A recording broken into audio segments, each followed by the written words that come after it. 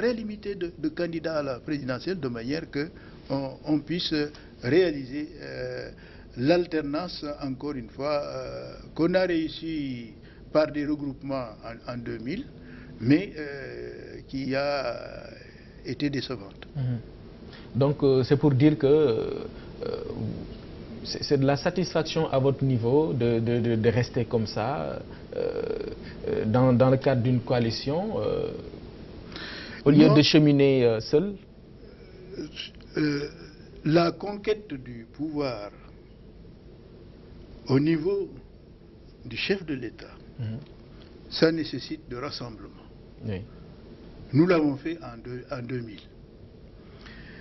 En ce qui concerne la conquête du pouvoir législatif, sur 3 mandats, nous sommes allés seuls 2 fois. 2 fois.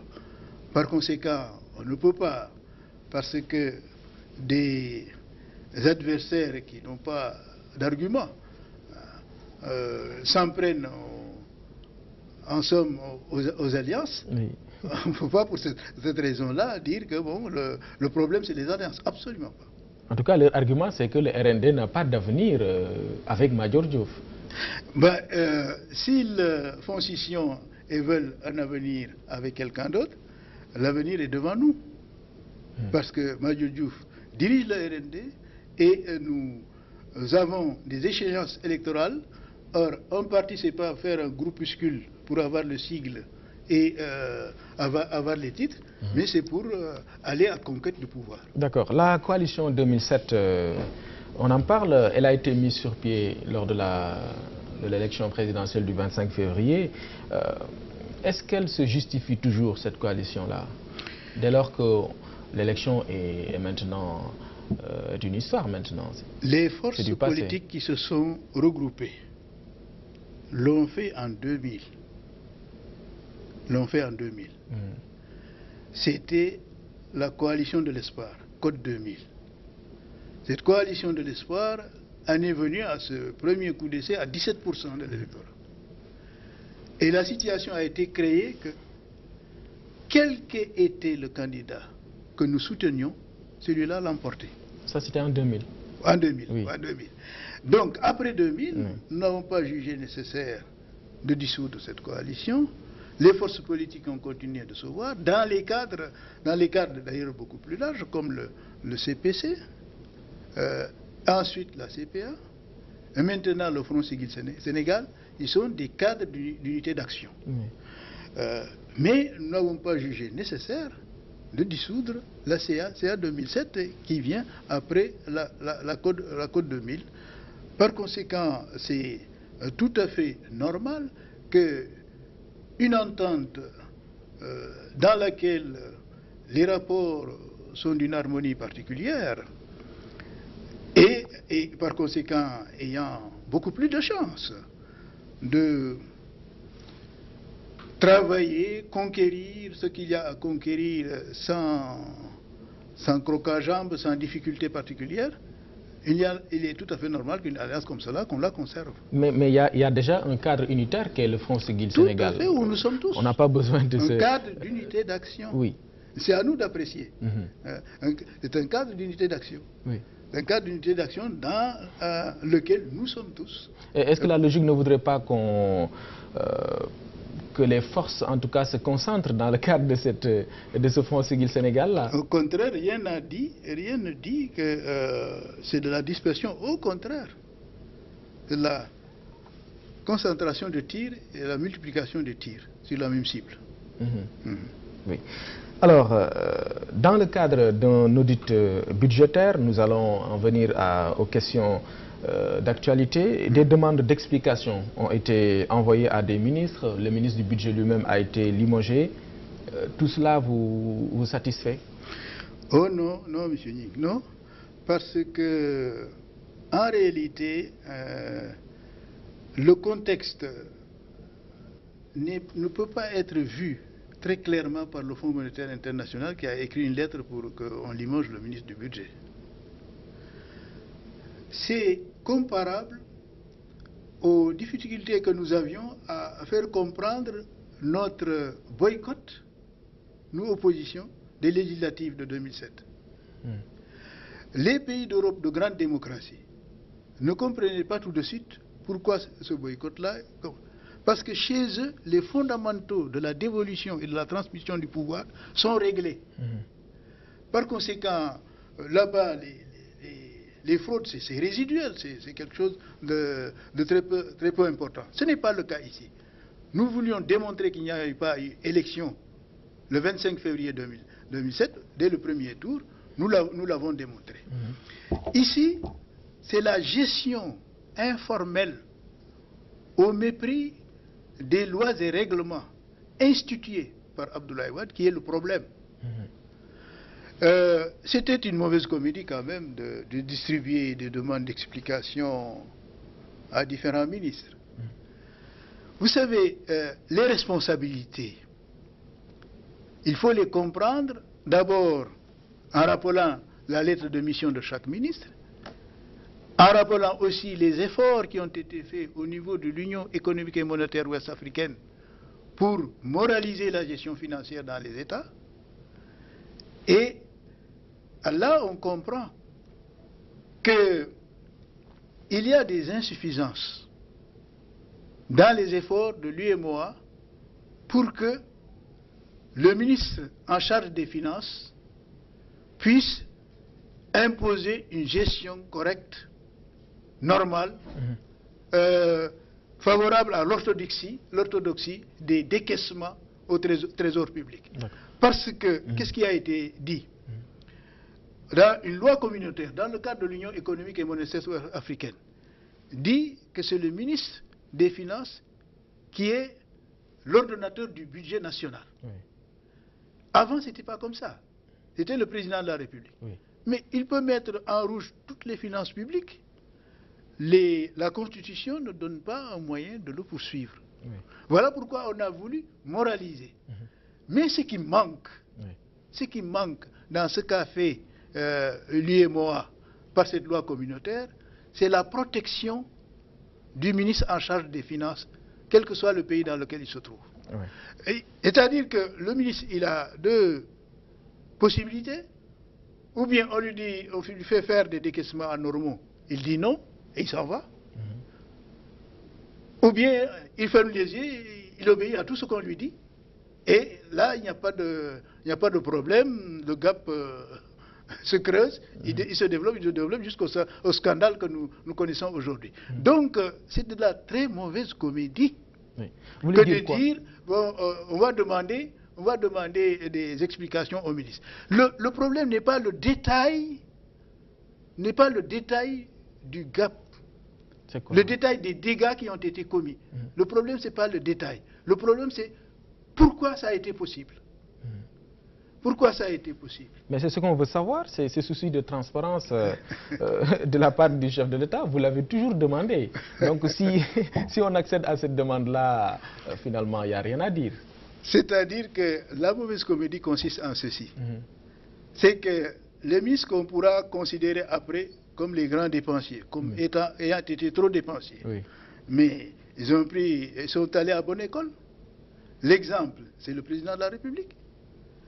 Ces voyages, est-ce qu'ils sont en rapport avec les réalités économiques d'un pays qui n'est pas riche? Il voyage plus que le président des États-Unis d'Amérique, plus que le président français. Son gouvernement, la pléthore des ministres, la pléthore de ministres conseillers. Ça ne veut pas dire d'ailleurs dépenses irrégulières pour le nombre des ministres. Ça veut dire simplement trop de dépenses. Mais est-ce qu'on peut le supporter? Ce que nous disons toujours, le train de vie de l'État. Les éléments en sont particulièrement nombreux. La facture d'eau, la facture de téléphone, la facture d'électricité. Tout cela, si on comparait à ce qui s'est fait par exemple en 98-99 pour prendre une période antérieure à 2000. Et si on prenait la même période, la même durée, les mêmes 12 mois à l'intérieur de la gestion de Wade, ce qui apparaîtrait, c'est la multiplication par X. C'est comme la multiplication des ambassades par X. Est-ce que c'était fondé sur nos possibilités et sur les intérêts du pays? Je pense que l'exemple, c'est une gestion informelle des finances publiques par l'autorité principale qui devrait contrôler et sanctionner. Quand il a dit, je vous donne un exemple, quand il a dit je peux acheter un avion quand je veux, revenu d'un voyage. Bon, c'est un juriste, il a su qu'il y avait là un dérapage verbal. Et ensuite, il dit, bon, je peux faire une déclaration, c'est bien le mot. Ensuite, je peux faire une loi, il n'a pas dit projet de loi. Autrement dit, il a des difficultés pour respecter le pouvoir législatif. Et donc, la loi de finances rectificative, pour lui, c'est une formalité sans conséquence. Il peut dépenser sans autorisation. Donc, vous voulez dire que ces dépassements budgétaires sont d'abord l'œuvre du président de la République, lui-même. Ok. Alors, un autre dossier sur lequel vous vous attaquez tout le temps, le régime, c'est la spéculation sur les prix des denrées de première nécessité. Là aussi, il y a un processus qui a été enclenché, un processus d'installation des magasins de référence. Ça aussi, ça ne vous dit rien? Je pense que c'est une bonne décision si le nombre est important et si la surveillance. Surveillance est importante. Vous voyez, leur difficulté à ce moment-là, c'est que les gens qui ont de l'argent aillent dans ces magasins, achètent de grosses quantités, sortent pour les vendre à l'extérieur. Mais il y a des moyens pour s'opposer à ça, que l'État se donne les moyens pour s'opposer à ça et que l'État multiplie. Vous avez écouté nos concitoyens dans les micros. Ils disent toujours qu'il y en a dans chaque quartier. Bien. Donc, oui, ça c'est un processus. Donc, ils voient l'intérêt. Oui, oui. Ils voient l'intérêt. C'est le début d'un processus. Dire que c'est mauvais. Oui. Mais c'est bon dans la mesure où il y a le nombre qu'il faut pour que ça soit efficace. Le nombre et la surveillance qu'il faut pour que ça soit efficace. C'est ça. Oui. Mais déjà, c'est bien. C'est bien. Et si le nombre... Vous voyez que nous ne disons pas systématiquement non. Et si ces boutiques easy, comme on les appelle, s'installent dans tous les coins de rue, là c'est fini, le combat que mène le Front Siggil Sénégal n'aura plus d'objet. Ah, je doute quand même que ce soit aussi facile à vaincre la fraude, la spéculation. Je pense que l'État doit faire son devoir, c'est-à-dire aider au mieux le consommateur. Et pour cela, rendre les boutiques des boutiques de proximité et y faire vendre au prix le plus accessible possible. C'est ce qu'ils sont en train de faire. C'est ce qu'ils sont en train de faire. Mais il y en a combien? Le grand problème, c'est ça. Il y en a combien, ces boutiques-là? Non, mais quand une direction est bonne, il se peut d'ailleurs que, bon, un économiste, je ne suis pas un économiste me dit non, c'est pas comme cela. Mais moi, ce que je vois, c'est que ça permet aux pères de famille d'acheter plus près et d'acheter moins cher. Donc c'est bon. Oui. Et si les magasins se multiplient, pendant que vous prenez du temps pour mettre... pour en tout cas réaliser vos assises dont vous parlez, je veux dire, je reviens à la question, si vous prenez du temps pour mettre en place ces assises et si le gouvernement est dans sa logique, ce processus assez intéressant, je veux dire, c'est fini pour l'opposition. Tous les problèmes seront réglés, il n'y aura plus d'objet pour ce combat. Ah, cher Omar, les choses sont beaucoup moins simples. C'est-à-dire que les problèmes du pays sont nombreux et importants. Vous avez dit, remarquer que les assises nationales ont une thématique générale alors que depuis 1981, les discussions nationales de cette nature ont eu un thème sectoriel. L'école, 1981, le processus électoral en 1988, le système électoral, les institutions et le processus électoral en 1992, en 1996 l'enseignement supérieur. Donc il y a une série de débats de cette nature qui ont eu lieu. Mais les débats ont été plutôt sectoriels. Maintenant, les problèmes du Sénégal sont tellement nombreux. Les problèmes du Sénégal sont tellement nombreux que la décision a été prise lors de la conception des assises nationales d'embrasser tous ces secteurs-là et d'aller avec dans les différents secteurs organisés, discuter de manière que tout le monde réponde, et tout le monde a répondu. Et donc ce sont des problèmes de l'agriculture, des problèmes que ne règle pas, c'est trop tôt peut-être, la Guana. En tout cas, à propos de la Guana, vous avez certainement entendu le président Wade dire que les conditions sont réunies pour sa réalisation. Sa réalisation, vous savez, la critique... La pluie est au rendez-vous et on annonce de bonnes récoltes en tout cas. Non, mais ce qu'il y a d'un peu navrant et amusant en même temps, c'est que le spontanéisme du président, nous n'avons pas besoin d'un président brillant. On a besoin d'un président réaliste qui donc prévoit les choses, tente d'écouter les techniciens et de faire à la mesure du possible. Qu'est-ce qu'il a fait en parlant de chiffres de la Guana? Il a multiplié par 2, 3, 4, voire 4 les chiffres que des techniciens qui sont réalistes et qui tiennent compte des conditions de la production avaient élaboré. On n'a pas besoin d'impressionner les gens.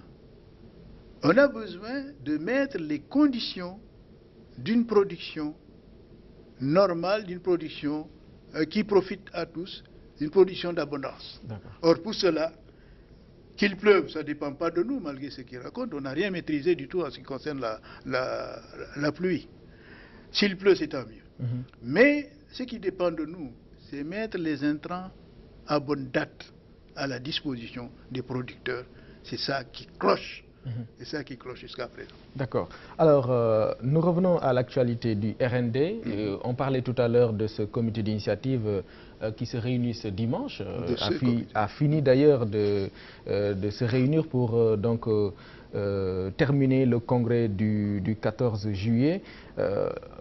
Notre correspondant Léopold Tamba nous apprend que ça a été sanctionné par l'élection de Diallo Diop au poste de secrétaire général et vous êtes exclu de ce parti. Ce sont les derniers développements que nous avons sur ce comité d'initiative. Nous continuons, nous RND, notre travail de parti. Et nous RND, nous continuons notre travail de parti. Ils ont organisé une scission et ils n'ont pas été les premiers. En ce qui concerne le RND, c'est tout ce que je peux dire. Le reste sera décidé ensemble avec les autres. Mais quand un nouveau secrétaire général est élu, alors que vous parlez aujourd'hui en tant que secrétaire général, ça vous dit rien?